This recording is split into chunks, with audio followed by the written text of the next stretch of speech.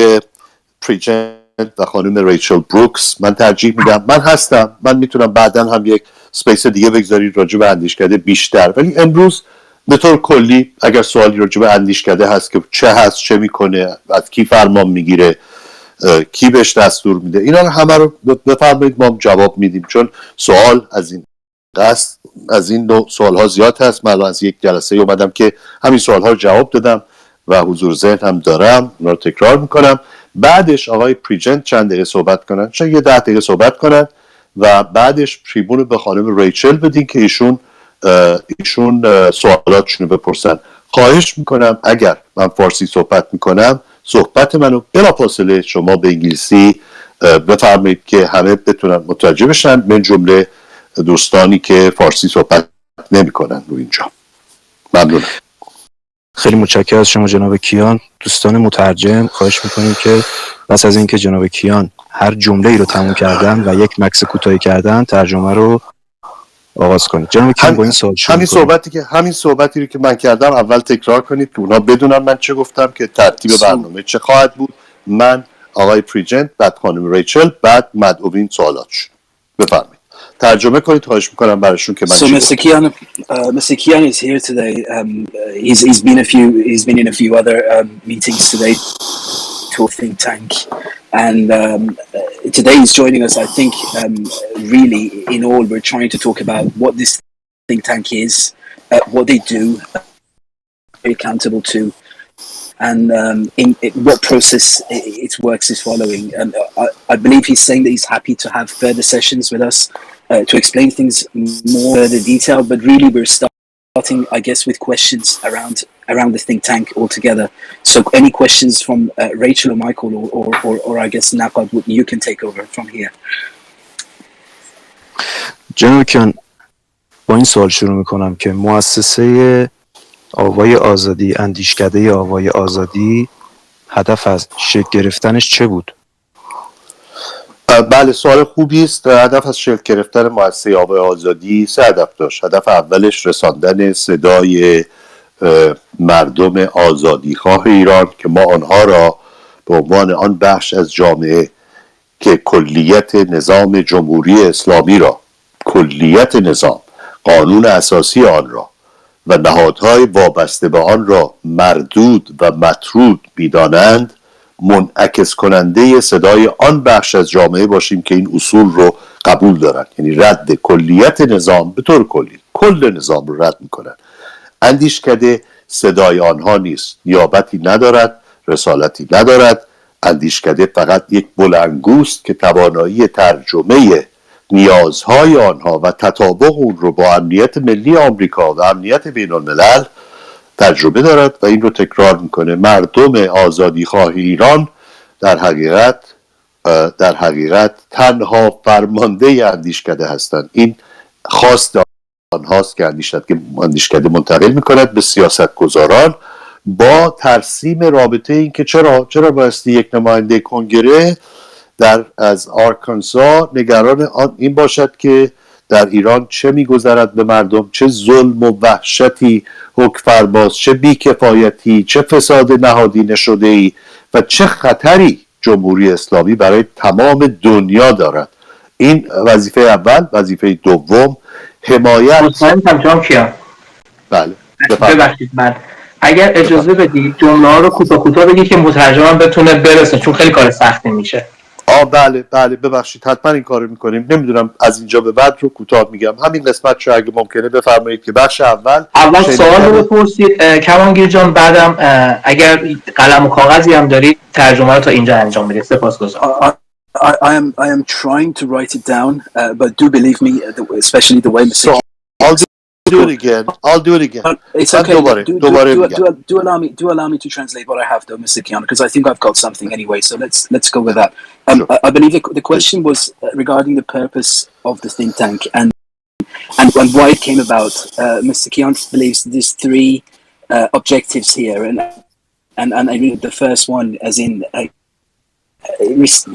sending the voice of the freedom fighters of Iran, if you want to call them that, the overthrowers, is sending the voice of the Iranian people, is sending the voice of the Iranian people to the to the states where it doesn't get to, and by states I mean the people responsible for policy making in the US, in Arkansas, the example that came out, know about what people really say, and one of this think tank connect these two together, and really showing them the dangers that this regime could potentially have is one of its main purposes. Mr. Kian, I believe I'm right here. If not, please do correct me. That's pretty much to the next point.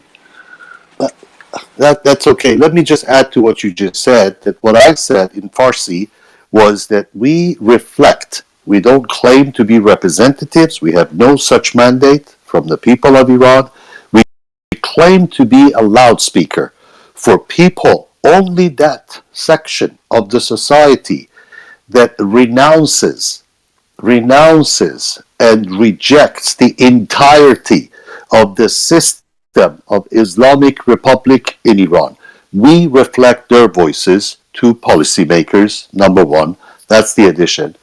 قسمت دوم یا بخش دوم وظیفه اندیشکده حمایت از کسانی است که آنها هم کلیت نظام رو مردود و مطرود، renouncing, rejecting the entirety of the Islamic Republic. May I ask a question before you continue? Sure, of course. You are advocating policy reformation. You're not a lobby group, though, correct? That is correct. We're not a lobby group. We're an education group. We try and educate policymakers about what people of Iran want.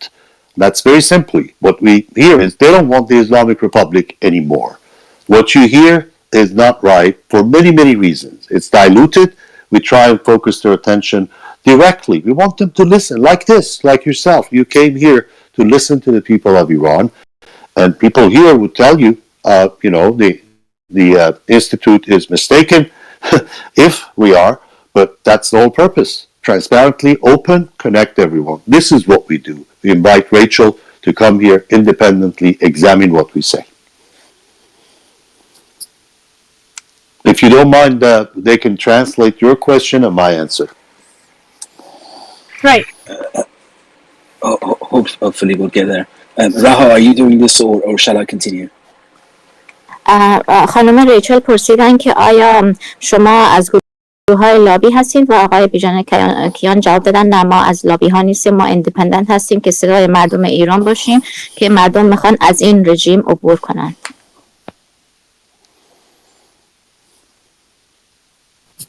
جناب کیان، آیا شما از شخص خاص و یا دولت خاصی برای آینده ایران حمایت میکنید؟ به هیچ عنوان. اندیشکده حزب نیست. اندیشکده مشبه تحزب است. تحزب یعنی که حزب ایجاد بشود، حزب منشور بنویسد، حزب کاندیدا تربیت کند، حزب رقابت درون حزبی داشته باشد و حزب رقابت میان حزبی داشته باشد تا مردم گزینه داشته باشند که کدام سیستم را برمیگزینند. اندیشکده به هیچ عنوان موضعی در این که چه نوع حکومتی در ایران آزاد برقرار شود ندارد. به هیچ عنوان طرفدار هیچ کاندیدایی نیست، ولی تشویق میکند که این کار انجام بشود. So the second question was, are you personally supporting or advocating anybody for the future of Iran, as in somebody who takes charge post this regime? He says absolutely not. Our job here is to put together. Am I right, Mr. Kian is saying, outside of any political views, put together a manifesto, if you like, of a potential future.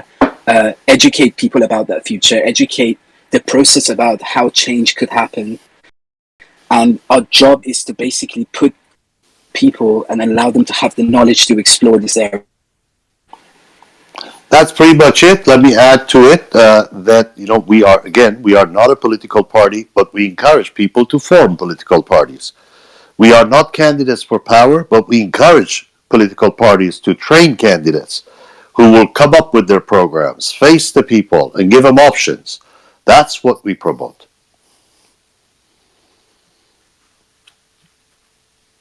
Next question, please.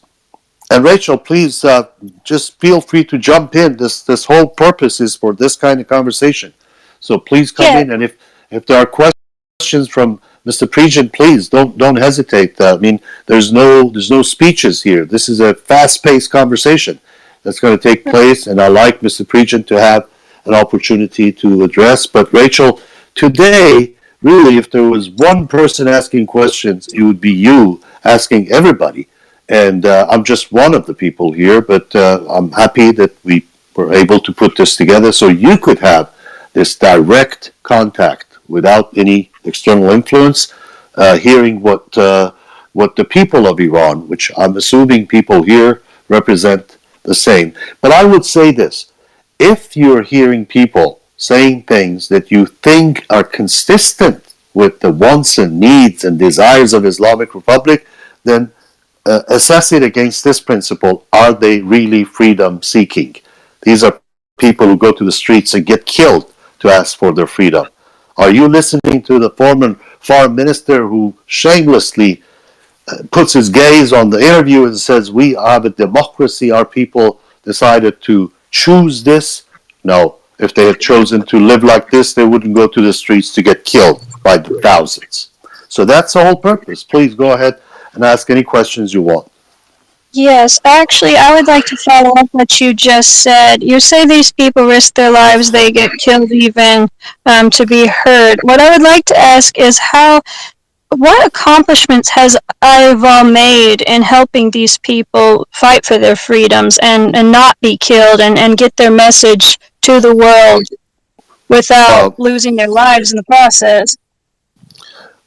That's a very good question. I can answer this question very, very briefly, referring to a particular example of what's happening. Can I translate so far what he said? Of course. Yes, Rachel's question first.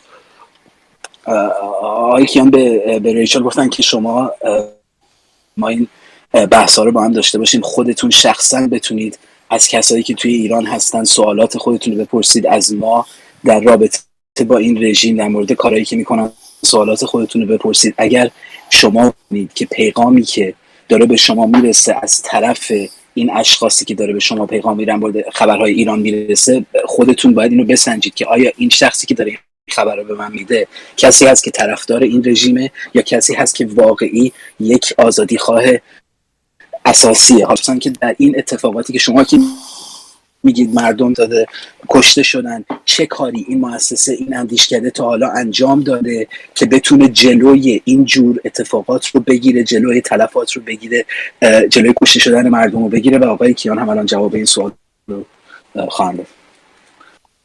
Yeah, your question is how can we help the people getting an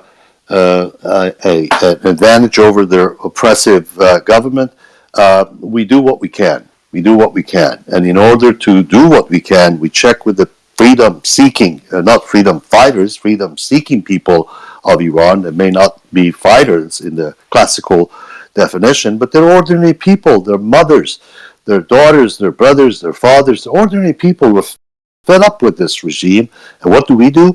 Let me give you live examples. The advisors at the Institute are professionals who understand law, who understand military, who understand, because we're talking about a brutal regime that 2 years ago used combat weapons and combat ammunition to kill people. And this year, they changed strategy. They said, no, we're not going to kill them. We're just going to scare them off. We're not going to use rifles. We're going to use shotguns.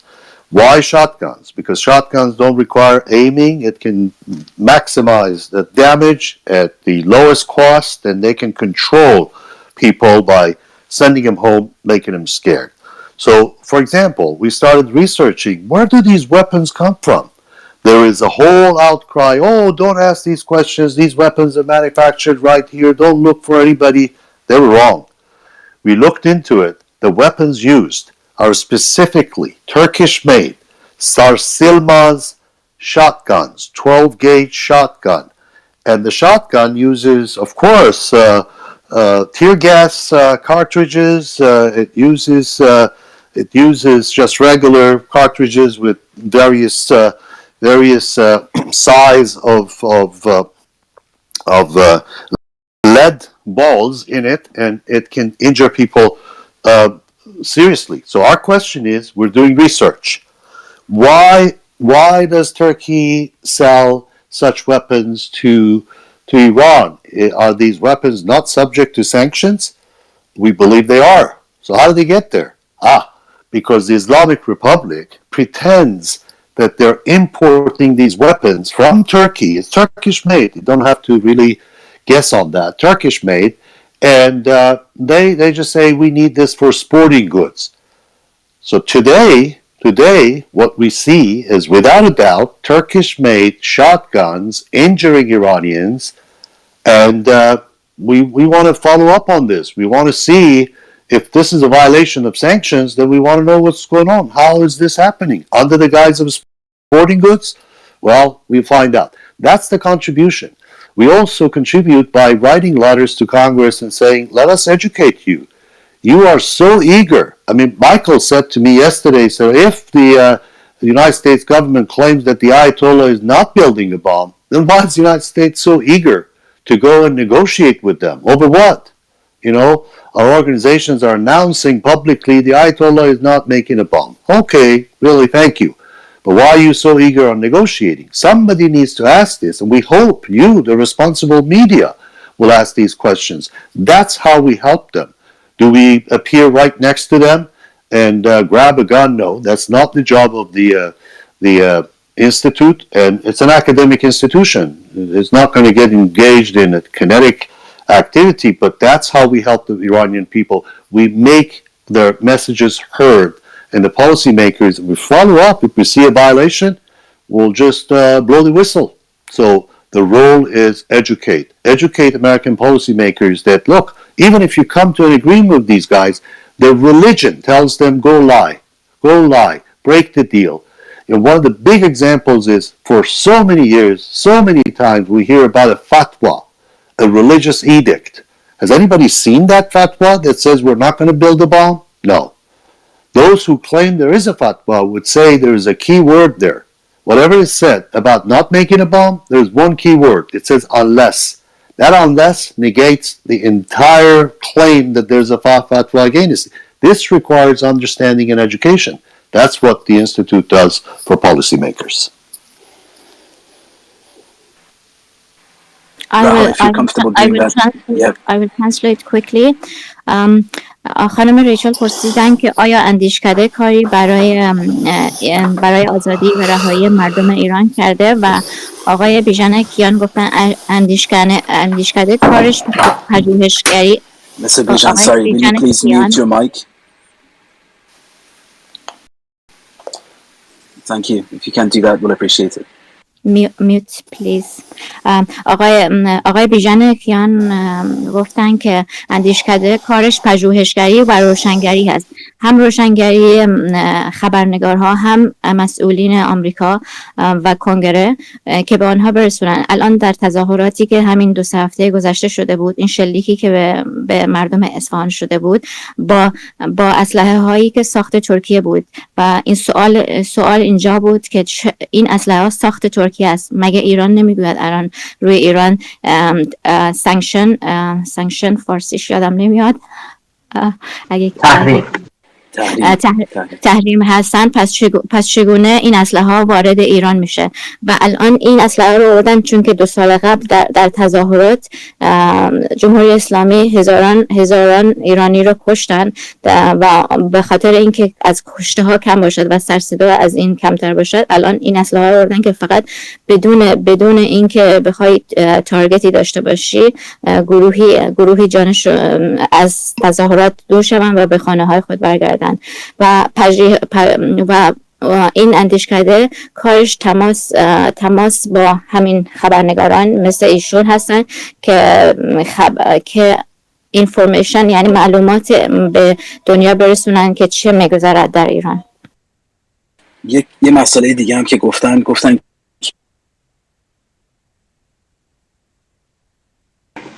صداتون کسی یا اطلاع سوالها رو نداره بپرسه و یا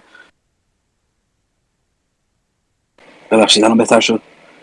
گفتم یکی از مسائلی که ایشون عرض کردن، آقای کیان گفتن که یکی از کارهایی که یکی از وظایف ما اینه که اون سوالهایی رو از مسئولین کنگره در آمریکا بپرسیم که کسی یا اطلاعات پرسیدن این سوالها رو نداره و یا جرأت پرسیدن این سوالها رو نداره. شمایی که با ایران الان داری توافقاتی و مسائل هسته‌ای میکنی، برای مثالیشون گفتن شمایی که با ایران الان داری توافقات هسته‌ای انجام میدی، اگر فکر میکنی که اینا هیچ قصدی ندارن که بمب اتمی بسازن، پس این توافقات چه فایده‌ای داره؟ این سوال‌هایی که ایشون میخوان امثالی مثل خانم ریچل و آقای مایکل توی این میدیایی که توش وجود داره این سوالات رو پخش بکنن و بپرسن که آیا در آخر این معامله شما به چه دردی میخوره اگر باور بر اینه که اینا نمیخوان دست به هیچی بزنن و یا هیچ کاری انجام بدن. توی این دین، توی این کشوری، توی این سیستمی که با دین آویخته شده، هر مسئله کوچیکی مثل فتوا دادن، اینا هیچ فتوایی تا به حال ندادن که ما هیچ وقت بمب اتم نمیسازیم. اگرم بدن همیشه توش اما و اگرهایی وجود داره. بنابراین با این سیستم هیچ کاری نمیشه کرد. بزرگترین وظیفه ما اینجا آموزش و آموزشه. این آموزش هم به اونایی که توی اون مجلس آمریکا هستند و هم به اونایی که توی میدیا کار میکنن و هیچ چیزی در مورد حال روز الان و امروز ایران نمیدونن. کمان جان عذرخواهی میکنم، به دوستانی که انگلیسی هم ترجمه کنید، دوستانی که درخواست میکروفون دادن بگین یکم صبور باشن، قسمت دوم پرسش اونها رو هم بررسی میکنیم. Friends who have raised their hands and are waiting to ask questions, please be patient and we will give you chances to speak. آقای مایکل امپریجنت، به زعم من مذاکرات برای جمهوری اسلامی یک نوع وقت کشی برای رسیدن به اهداف شوم خودش است. شما این مذاکرات رو چگونه ببینید در وین؟ Mr. Michael, the question is directed at you. Naga believes that this current JCPOA dealing that's currently in progress is actually futile, and there is no end to this, and there is no good things that could come out of it. What do you see this as? How do you class this current dealings that's currently going on in Iran regarding the deal, regarding the JCPOA deal? Well, thanks for having me. The current situation is very interesting because the Biden administration is looking for credibility after the fiasco in Afghanistan. If you want to translate that, I'll pause. شون میگن که سوال جالبیه. به نظرشون که ادمنستریشن کارنت آمریکا در حال حاضر بایدن دنبال یه چیزی که این گند آبی که به وجود آورده توی افغانستان، اعتباری که از دست داده رو دوباره به دست بیاره. ممنونم. Because of that, Russia and China are taking very aggressive actions. We see Russia on the border with Ukraine. We see China threatening Taiwan. And the Biden administration now has an opportunity to send a strong message to Russia and China by being very difficult on the Islamic Republic, on the regime. And that's the opportunity we have right now. و به خاطر همین روسیه این فرصت غنیمت شمرده و میخواهد تسلط به اوکراین داشته باشه و همون در شرق هم که اسم کشور رو یادم رفت. The easiest thing to do right now. Yeah, I forgot the second part. China and Hong Kong, چین و هنگ کنگ هم مشکلات Taiwan, not Hong Kong, Taiwan. sorry.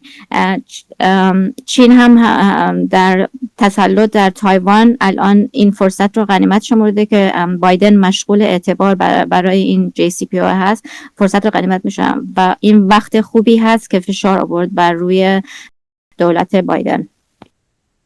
And here in Washington, D.C., we're seeing both Democrats and Republicans get tired of Iran not moving, meaning the Islamic Republic not moving on adhering to the JCPOA, the Iran deal.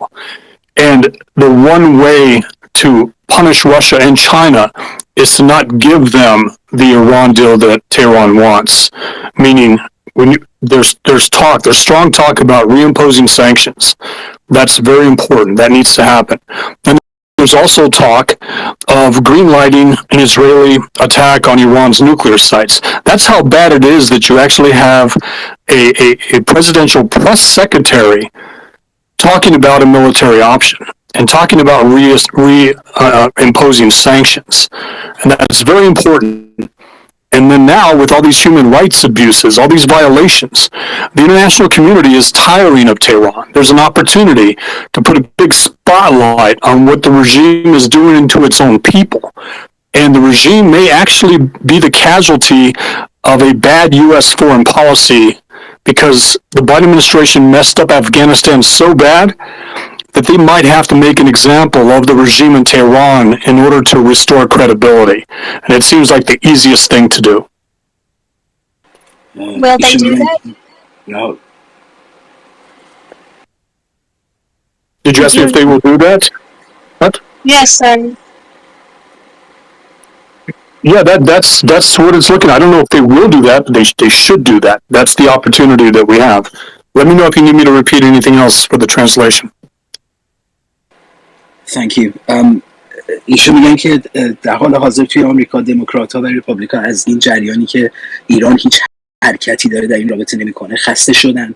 اینا دارن حرفش رو الان میزنن که تحریم ها رو گسترده تر بکنن و یا فشار تحریم ها رو بالاتر ببرن و یا تا حدی که به اسرائیل به قول ایشون گرین لایت، چراغ سبزی هم نشون بدن برای حتی حمله به ایران. یعنی شرایط اینقدر دشوار شده که حتی به فکر اینها افتادن. حالا ایشون میگن که بایدن به حدی توی افغانستان کم آورده که به نوعی باید بتونه اینجا با این کاری که بتونه توی تهران جای خودش بنشونه به اصطلاح و این اعتبار از دست دادهش رو به نوعی جبران بکنه و سعی میکنه که توی این JCPOA به روسیه و چین هم در عین حال هیچ منافعی نرسه که واقعا کار مشکلیه برای آمریکا. این کار خانم ریچل پرسیدن که آیا این کارو میکنه، آیا این اجازه رو میده، آیا این تحریما رو بیشتر میکنه. آقای مایکل گفتن که باید بکنه، حالا اگر بکنه یا نه یه مسئله دیگه است.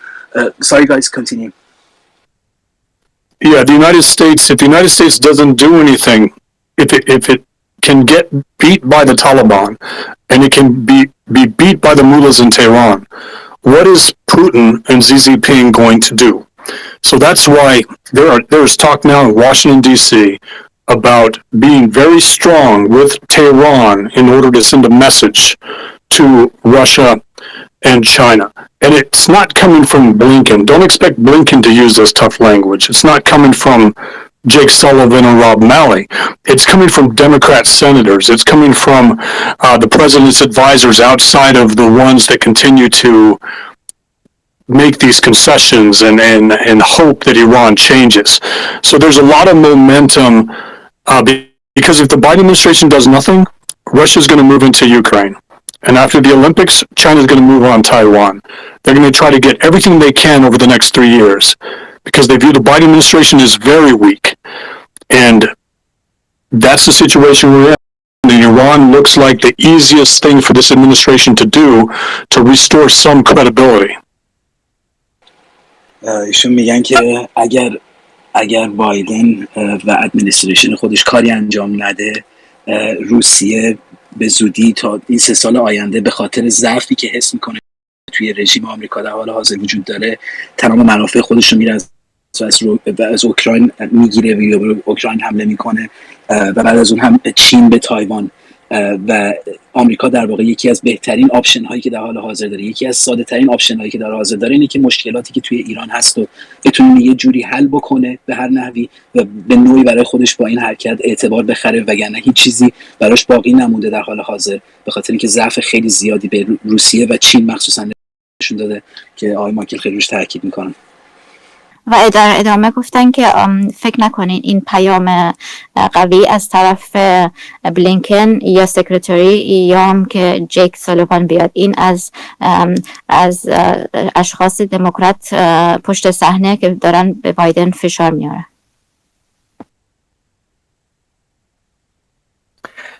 جناب نوری، ساموئل و عادل، اگر سوالی دارید دستتون رو بالا ببرید که سوالاتتون رو بپرسید. قبل از اینکه بپرسید من یک سوال از خانم ریچل دارم، بحثای خورده رسانه‌ای تر کنیم. خانم ریچل، چرا رسانه‌های جریان اصلی، رسانه‌های معروف و مشهور در دنیا اخبار واقعی ایران رو پوشش نمیدن، کتمان میکنن و چقدر دست اپوک تایمز بازه برای رساندن صدای مردم به گوش جهانیان؟ Dear Rachel, Naqad, the host is asking how open is Epoch Times to give our voices to the nation, to U.S. nations, and how your news medium can help us be our voices, because his second part of his question, but why the media is not covering us, why we are being censored. Do you have any opinion on that? Yes, so to clarify, I actually am an independent reporter. So what I do is I take the story to papers I trust. I've worked with the Epoch Times, I've worked with other media outlets. They usually have to be vetted because a lot of the Iranian regime's lobbies are actually funders of some of the media groups. And that's why independent reporters like myself usually work with people they can trust. So to answer the first part of his question, I will try to take the story to either the Epoch Times or another paper I work with called the American Pigeon. And because I have control over the story, see, I can promote the story to more than one outlet that can be trusted. So I hope that answers the question. I'm going to pause so you can translate. Rachel, on the second part of that question, sorry, on the second part of that question, as to why the current mass media, in a way, almost avoids talking about Iran, what is there to say on that? Sorry, Rahul, before you translate that back. All right, so a lot of people in the media are influenced very heavily by people like Trita Parse and the NIAC group, the regime lobbyist groups. The media is very heavily influenced by education, and education gets a lot of funding from these lobby groups, right?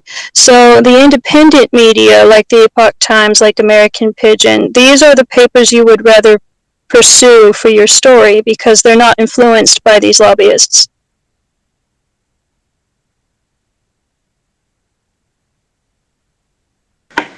صدا رو دارین؟ ترجمه کن. Sorry, Rahul was going to translate, so I waited for her. Oh, sorry.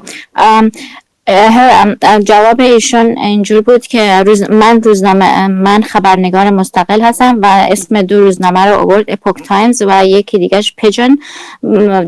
این دوتا مستقل هستن و خبرهایی که ایشون میدن بررسی میشه و هر طوری که خواستن خبر ایشون رو اگر برای روزنامهشون خوب بود پخش میکنن و روزنامه مستقل هستن و گفتن مثل روزنامه های دیگر معروف نیستن.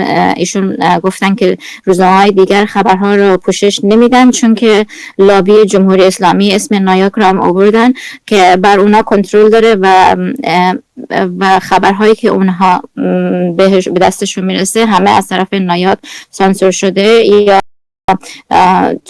یه جوری عوض شده به خاطر اینکه کمک فاند از اونها میگیرن.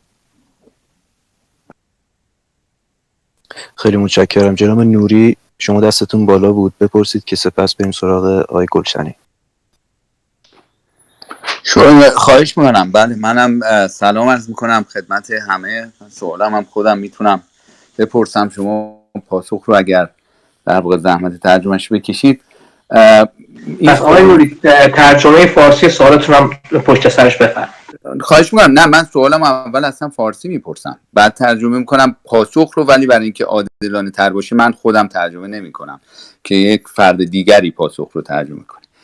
عرض شود که من این سوال رو هم آقای کیان هم دو مهمان بزرگوار، شاید بد نباشه آقای کیان رو هم به مکالمه اینوالو کنیم، میپرسم که با توجه به این که من چون الان میبینم بحث‌های حزبی درون آمریکا خب مطرح میشه که میشه حدس زد در واقع اون به قول اینجا میگن پارتی افیلیشن، اون تمایلات حزبی رو میشه به وضوح دید. به عنوان یک فرد با تجربه، مخصوصا آقای کیان، چگونه میشه این در واقع استراتژی براندازی یا صدای مردم ایران، این جبهه بزرگی که اکثریت مطلق مردم ایران میخوانش و اون براندازی نظام جمهوری اسلامی هست رو در مخصوصا کشور آمریکا و همینطور کشورهای اروپایی مستقل از بحث‌های حزبی در اون کشورها کرد. چرا اینکه به نظر بنده محدود کردن در واقع مسائل استراتژیک ایران به یک حزب سیاسی یا یک شاخه از احزاب سیاسی، این محدود کردن جنبش براندازی و محروم شدن از بخشی از ظرفیت‌های بین‌المللی هست. من فکر میکنم این دوست دارم سوال خودم هم هست، یعنی به الان بر حسب مسائلی که مطرح شد به ذهنم رسید. Now I can translate what I ask Mr. Kian, and I would like to have his answer, and if other guests also had any idea to answer this question, I would be very happy to hear. My question was, since I can hear from guest feedback that I can see, I mean, the trace of party affiliation and, you know, preference, political preferences in what they said, my question was how this big movement that our people, Iranian, have to throw away and topple this brutal regime can be connected to wider spectrum of political parties in Western countries, let's say United States, not only inclined toward one side and, you know, missing the other side. How can we extend, how can we maximize our chance to have a wider spectrum of the audiences in the U.S. policy? Thank you.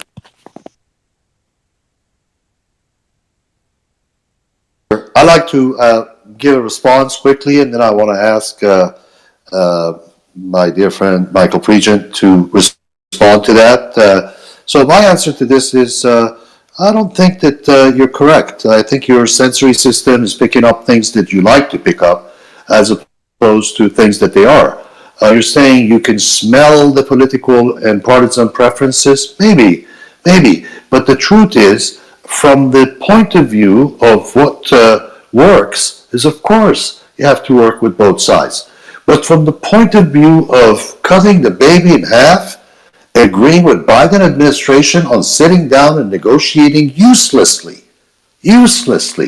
with a government that kills its own people, and then saying, well, let's have a little bit of that. Let's walk a little bit in that direction, and let's walk with Republicans and Democrats. I don't think what Michael Pregent said was heard clearly.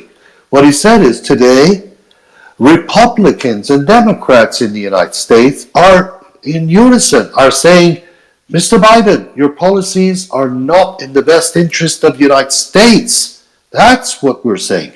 Now, I may be a Republican, I may be a Democrat. You know, another person, Dr. Mortaza Andari, for sure, is someone with independent views. He may have tendencies with the Republican or Democrats. There is no such thing. At the Institute for Voices of Liberty, we have people who represent even extreme socialist thinking. We are not all harmonized, pushing for party preferences. But I challenge you in clarifying what you mean, walking along the lines together, paying attention. No. Where I agree with you is we have to take the message to both sides, and we are doing that. Specifically, our letter to Senator Menendez, who heads the Foreign Relations Committee at the United States Senate, it's public, it's there, you can look at it. It's written to a Democrat, leader of Congress. So with that, Michael, please help me out. If you disagree with me or you have other points, please, I ask that they give you the mic to be able to add to this. Thank you. I'll let them translate what you said, and then I'll stop afterwards. Thank you. Awesome. I was just going to pop in and translate. I believe the answer here was. Sorry, I need to turn that around, don't I? جواب آقای کیان در این رابطه اینی که آیا ما از این گروه فاصله گرفتیم یا نه، یا نزدیک بهش هستیم. اینی که فکر میکنن که آقای نوری این طرز فکرشون شاید کاملا درست نباشه. تمام این جریان گاورمنت، همینجور که مایکل هم قبلا بهش اشاره کرد، مخالف این رژیم هستن و از هر دو طرف سعی میکنن که با این جریان بجنگن. امکان داره که جاهایی یک سری مسائل حزبی وجود داشته باشه، ولی در کلی مسائل حزبی جایی توی این مشکل اصلی نداره. آقای کیان اگر اشتباه ترجمه کردم یا کلا خیلی زیاد مختصر گفتم عذر میخوام. مایکروفون یورز.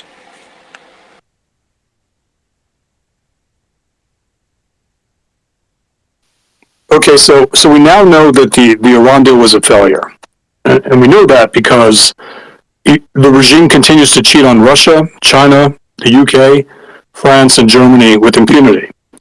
So decision makers here in the United States now know that the JCPOA was a failure, the Iran deal was a failure. And Iran, the regime is now saying that they want all sanctions removed and that they're going to stay where they are. And that doesn't sell to anyone in Washington, D.C. So the appetite for making a deal with Iran is done, in my opinion. The JCPOA doesn't work. Democrats and Republicans see that. The Biden administration is looking for a foreign policy win. It's not going to come at the hands of getting a deal with Iran.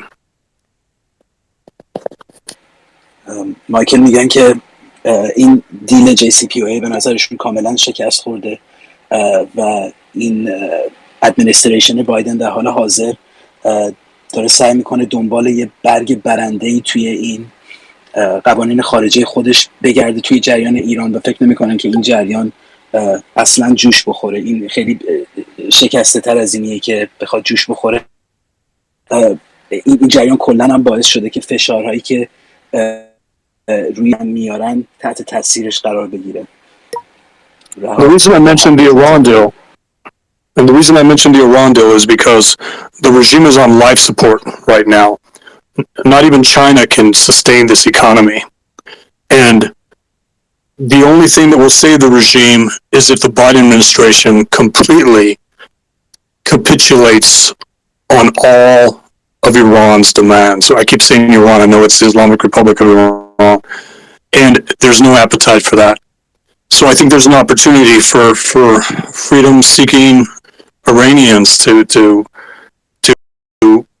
sustain the fight, sustain the quest for liberty, so that the international community can pay attention. And that's something that is so powerful. As soon as the international community starts putting a spotlight on the atrocities inside Iran, that's how regimes collapse. That's how regimes go away. It's just the power of people paying attention, and that's something that's lacking here. And because of Iran's provocations, because of what the regime is doing and its unwillingness to end its ballistic missile program, its support for terrorism, renegotiate a very weak deal, the international community as well as the United States, regardless of party, are getting tired of the situation. And the last thing the Biden administration wants to do is look even weaker than it does now as Russia and China prepare to test the Biden administration with Taiwan and with the Ukraine. And again, Iran is low-hanging fruit.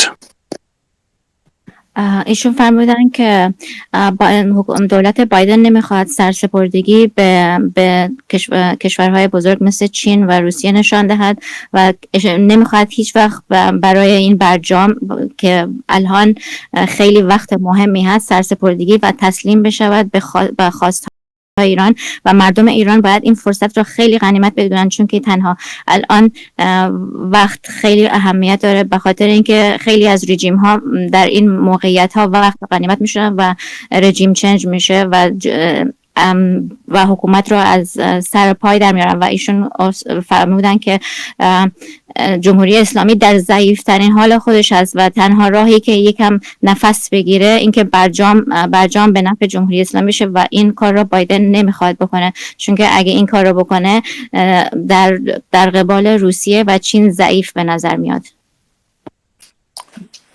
من یک سوال کوتاه دیگه هم اگه اجازه بدید بپرسم از آقای کیان، اینم مربوط به اندیشکده آوای آزادی هست، فکر کنم برای حضار مثل خود من جالب باشه و اون این که خانم، من خودم هم ترجمهش رو دوباره سوالو میپرسم، خانم ریچل هم به اصطلاح پارشیالی پرسیدن این رو که راجع به اچیومنت ها و آن چیزی که نائل شده که خیلی سوال خوبی بود، شاید آقای کیان بخوان یک کامنت بیشتر بدم و من سوالی که به اون سوال خوب خانم ریچل اضافه میکنم این است که اگر آن چیزی که نائل شده، آن موفقیت هایی که اندیشکده آوای آزادی در راستای برنامه خودش بهش نائل شده، چه معیارهایی برای سنجش و ارزیابی اون موفقیت آوای آزادی داشته است.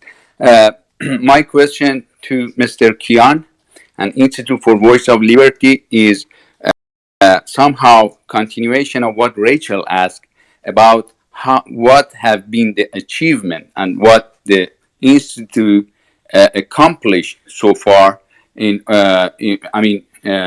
respect to comparing with the scope and the goal that the Institute defined for itself. And for such an achievement and successes, what have been the measure to evaluate those successes? Thank you. Yeah, thank you for that. Thank you for the question. I'll say it in English and please translate. First, the Institute listened to the people of Iran to see what its priorities should be. Please translate. ممنونم از سوال شما. اولین وظیفه‌ای که این اندیشکده داره شنیدن صدای مردمه.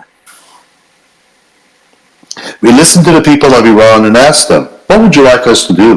What would you like our priorities to be? And they told us. They said, take our voice, translate it politically so that policymakers care about us. Why would a legislator from Virginia or Arkansas or California or New York care about the oppression of people in Iran? Translate it for them. Tell them that this affects the national security of the United States in some ways.